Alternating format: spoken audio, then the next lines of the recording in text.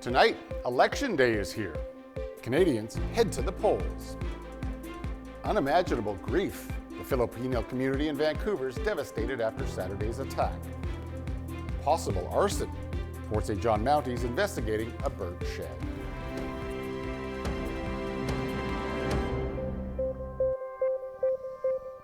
Good evening and thank you for joining us. And we begin tonight with 5 weeks of campaigning has come down to today. Polls close in British Columbia at 7 tonight, but by the end of the evening, we should know who will form Canada's next government. CTV's Colton Prale looks at the last-minute push from the party leaders. Early morning enthusiasm as political parties race to the finish line. A fast and furious 5-week campaign wrapping up as Canadians and party leaders make their choice at the polls. All right, everyone, get out to vote. It's a moment of let's get swinging. With the race tighter than ever and only hours until a winner is crowned, the message from party leaders is clear. Je nous demande à tous. Give it everything you have left, Bloc Québécois leader Yves-François Blanchet asked of his team. Party's ability to get out the vote could be the deciding factor in an election where why Canadians are voting varies immensely from party to party. It almost seems like there's two elections happening right now, two ballot box questions, and it really depends on what your question is, and that's where your vote's going to be. The Conservatives have had significant momentum to wind down the campaign on a message focused around change. The Liberals have capitalized on concerns about tariffs and Donald Trump, who again inserted himself into the campaign this morning on social media, calling for Canadians to vote for him and become the 51st state. There's no question that the future of Canada is on the ballot, and leadership is a huge issue in this one as well. Whoever forms government will have more than just Trump to contend with. Polling shows stark divides in party support by age and location. Finding a way to unite Canadians while the country's sovereignty remains under threat will be just the beginning for the next Prime Minister. Colton Prale, CTV News, Ottawa. Turning now to that horrific attack in Vancouver on Saturday. The city and its Filipino community are struggling to deal with the gravity of the loss. 11 people were killed, dozens injured when a vehicle sped down a crowded street during a weekend festival. CTV's Andrew Johnson has the details. Meters from the spot, lives were forever changed or lost. Hundreds of people have dropped off flowers and messages of support after a vigil where the Filipino community tried to put words to unspeakable violence. We've lost lives that in such a meaningless tragedy. We're all grieving for all the Filipinos. Saturday night, a celebration of Filipino culture was ripped apart by a man in a speeding SUV who plowed through a crowd, killing multiple people and sending more than 30 to hospital. Everything was in chaos. It's like a war zone, and it's like, I don't know, zombie apocalypse. Bodies everywhere. 30-year-old Kaiji Adam Lowe has been charged with 8 counts of second-degree murder. He was grabbed by witnesses before being arrested and appeared to apologize. Vancouver police searched this home believed to be Lowe's residence last night. Officers have had multiple interactions with Lowe involving his mental health. He also lost his brother to murder last year. Alexander Lowe was found dead inside a Vancouver home in January 2024. He'd been stabbed. As we learn more about the accused killer, police and the city are facing new scrutiny over security measures at public festivals. We try to secure the city as much as we can, but the underlying root cause is mental health issues. And if we do not get people with significant mental health challenges the help they need, incidents like this, I should say, will continue to happen. Adam Lowe remains in police custody. He won't appear again in court for another month as this community continues to grieve one of its darkest days. Andrew Johnson, CTV News, Vancouver. And among the 11 victims, a teacher from New Westminster. Also, a father, mother, and their 5-year-old daughter. CTV's Shannon Patterson spoke to the family, which is now planning 3 funerals and caring for a 16-year-old boy left behind. The Lee family lived just blocks from the Lapu Lapu Festival. So on Saturday, Richard Lee, his wife Lynn Wong, and their 5-year-old daughter Katie walked over. 16-year-old Andy, Lee's son from his first marriage, decided not to go. Andy was supposed to join them. At the last moment, he decided that he wanted to stay home to finish some homework. And the last thing that Andy received was a text from his dad at like 8:06 saying that, you know, don't come anymore because it's over, we're gonna head home. And after that, it was radio silence. When extended family learned an SUV had barreled through the crowd at the festival, That's when panic kind of struck in. hours later they were told Richard, Lynn, and Katie had all been killed, leaving Andy without his father, stepmother, and little sister. He's still trying to absorb the situation, and I don't think he has fully comprehend what have happened. The loss of 5-year-old Katie has hit the family especially hard. She's just a very lively, cheerful person.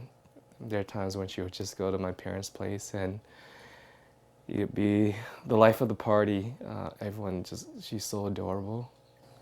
We're gonna miss her. Tonley has started a GoFundMe to cover funeral costs and to help extended family care for and raise Andy. And he wants to thank first responders and doctors and nurses who tried to save the victims. We're just one of many families that have been affected by this, and our heart goes out to all of them. The only thing that I can say is that you just have to cherish your loved ones because life is short and you never know what can happen. Shannon Patterson, CTV News, Vancouver. And the mayor of Fort St. John expressing condolences on behalf of City Council to the Filipino community after the attack. Lilia Hansen saying, quote, "I want to express our heartfelt condolences to the Filipino community and everyone affected by the tragedy. This devastating loss weighs heavily on us, especially in our town, where many Filipino families are part of the fabric of our community. We stand with you in this time of sorrow," unquote. Under local news, Fort St. John RCMP are investigating after a fire destroyed an equipment shed.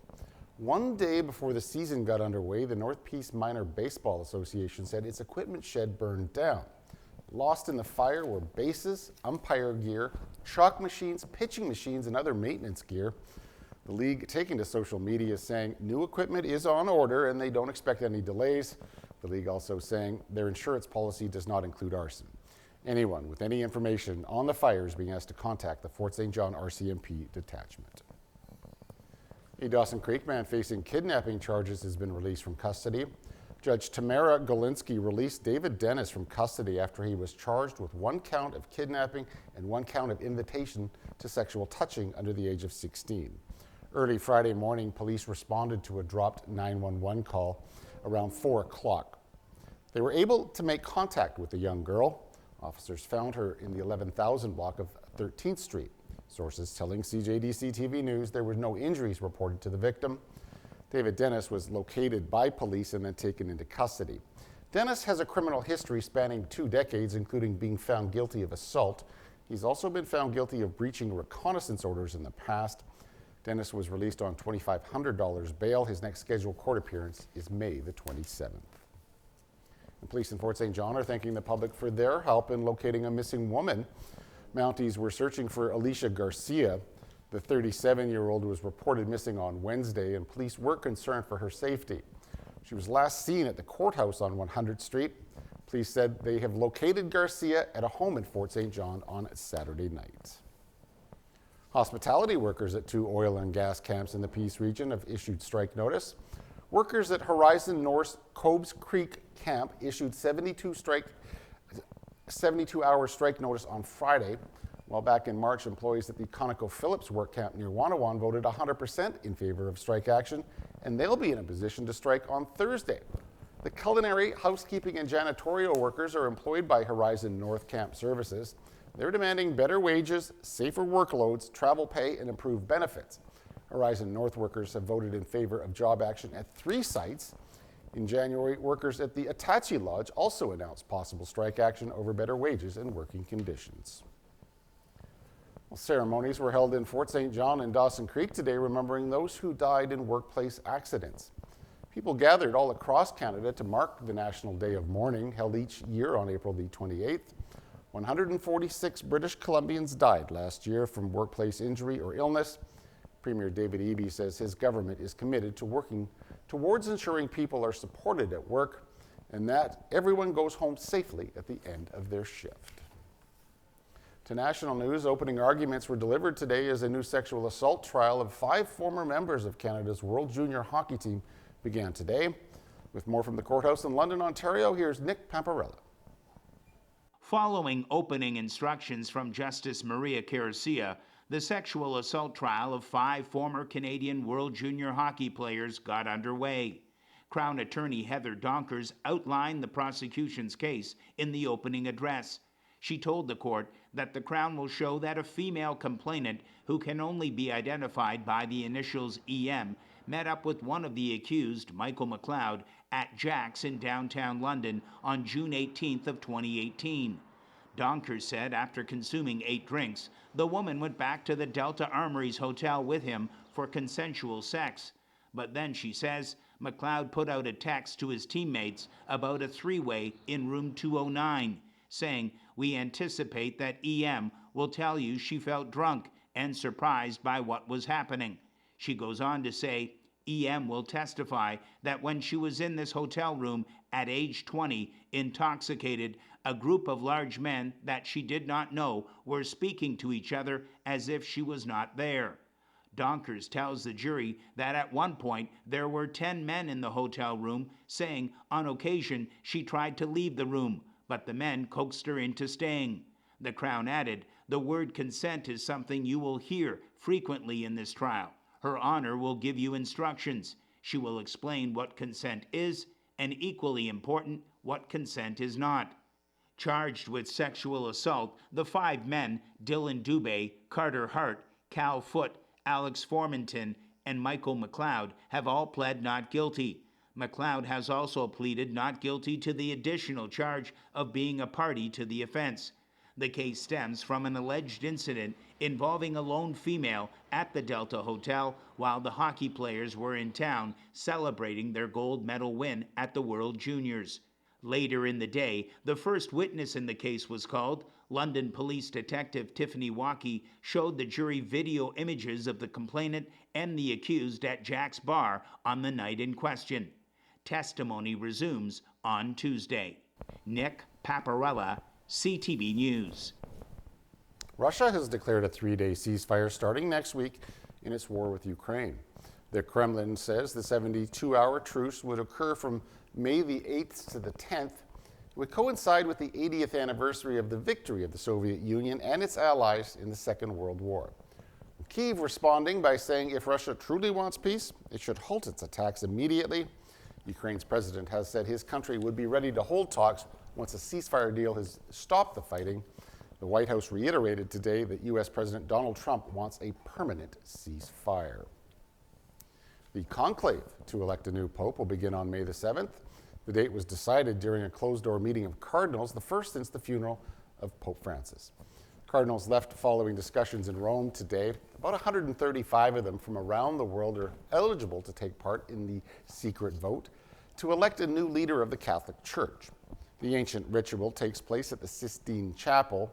The earliest the conclave could have begun was May the 6th, but starting it a day later means cardinals will have a bit more time for talks ahead of the vote. Pope Francis was laid to rest Saturday following his passing on Easter Monday. All right, please do stay tuned. Coming up after the break, I'll have a look at weather, and it is a good one as far as the rest of the week's concerned.